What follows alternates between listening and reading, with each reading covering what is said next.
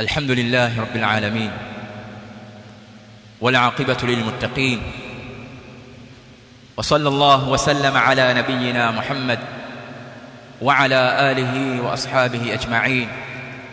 أما بعد, katika mambo yanayozuliwa katika mwezi huu wa Rajab na katika masiku haya ni jambo zima la al-ihtifalu bilailati al-Isra wal Mi'raj. Mambo yanayozuliwa katika mwezi wa Rajab ni mengi na kunasibishwa katika dini ya Uislamu ni mengi. Miongoni mwa hayo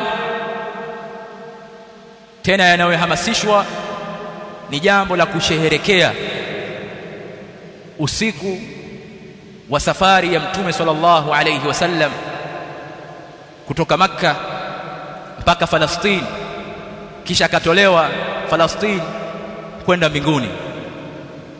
Usiku huu kuna baadhi ya Waislamu wanasherehekea kwa kusanyika misikitini, kwa kusoma Qur'ani, kisha kusoma mashairi mbalimbali, kusoma kisa cha al-Isra wal Mi'raj, wakiitakidi kusherehekea na kuhuisha usiku huo.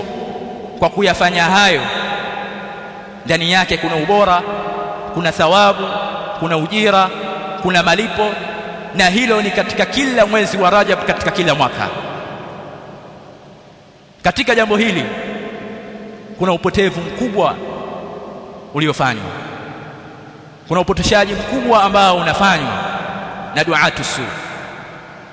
Upotoshaji wa kwanza kuhusu kisa cha al-Isra wal Mi'raj,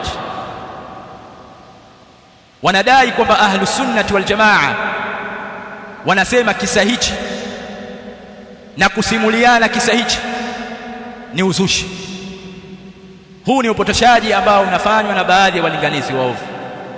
Hakuna yoyote katika wasomi wa dini anayeweza kuthubutu kusema kwamba kisa hichi hakijathibiti au kusimuliana kisa hichi cha al-Isra wal Mi'raj ni uzushi, isipokuwa muanidun mukabir, kwa sababu ni kisa ambacho kimethibiti ndani ya Qur'an, ni kisa kilichothibiti ndani ya maneno ya Mtume Muhammad sallallahu alayhi wasallam. Allah subhanahu wa ta'ala amekisimulia ndani ya Qur'an na Mtume amewasimulia masahaba zake, na hadithi ziko wazi, isipokuwa kuna baadhi ya mambo yanazidishwa ambayo si ya kweli. Haya ndio ambayo yanakemewa,